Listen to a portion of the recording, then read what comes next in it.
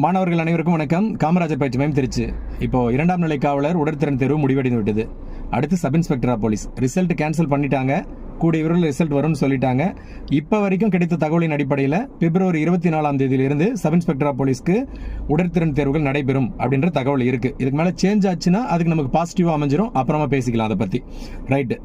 இப்போ என்ன சார் எங்களுக்கு தகவல் அப்படின்னா, அதாவது சப் இன்ஸ்பெக்டர் ஆஃப் போலீஸ் எஸ்ஐக்கு தேர்வாகிறீங்க இல்லையா, எங்களுக்கான சாதகங்கள் என்ன சார்? சப் இன்ஸ்பெக்டருக்கும் 2ஆம் நிலை காவலருக்கும் வித்தியாசம் சுருக்கமா சொல்லுங்க சார் அப்படின்னா, 2ஆம் நிலை காவலருக்கும் சப் இன்ஸ்பெக்டருக்கும் வானளாவிய வித்தியாசம் இருக்கு. எண்ணில் அடங்காத வித்தியாசம் இருக்கு.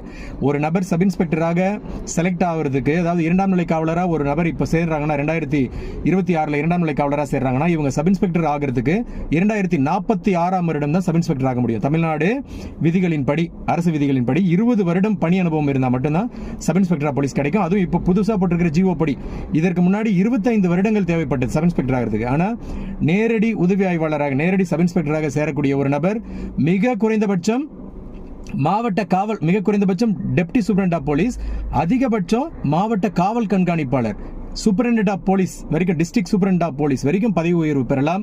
அது மட்டும் இல்லாம நீங்க சப் இன்ஸ்பெக்டரா சேரக்கூடிய நபர் ஒரு 25 வருடத்தை 2ஆம் நிலை காவலராக சேரக்கூடிய நபரை விட மிச்சப்படுத்திடுறீங்க நீங்க. சரியா? அந்த 25 வருடங்கள் நீங்க கடந்து வரக்கூடிய பாதை எப்படி இருக்கும், உங்களுடைய பணி சூழல் எப்படி இருக்கும், உங்களுக்கு கிடைக்கக்கூடிய அந்த மதிப்பு, மரியாதை இதெல்லாம் எப்படி இருக்கும் அப்படின்றதெல்லாம் பாருங்க. சரியா? சோ நீங்க ஒரு சப் இன்ஸ்பெக்டரா தேர்வாகி ஒரு நேர்மையான, ஒரு கண்ணியமிக்க காவல் அதிகாரியாக பணிபுரிந்தால் அந்த ஊர்ல, அந்த ஒரு வில்லேஜில் இருக்கக்கூடிய இடத்துல நீங்க ஒரு ராஜா தான் பொதுமக்கள் மத்தியில் பார்க்கப்படுவீங்க. அதுல எந்த மாற்று கருத்தும் இல்ல. இதற்கு உதாரணமா இப்போ நீங்க சோசியல் மீடியாலே பார்க்கலாம், நிறைய சார்பாய்வாளர் சப் இன்ஸ்பெக்டர் ஆஃப் போலீஸ் பொதுமக்கள் மத்தியில் நல்ல பெயரை எடுத்துக்கொண்டிருக்கிறாங்க இல்லையா? ரைட். இப்போ இன்னும் என்ன சார் எங்களுக்கு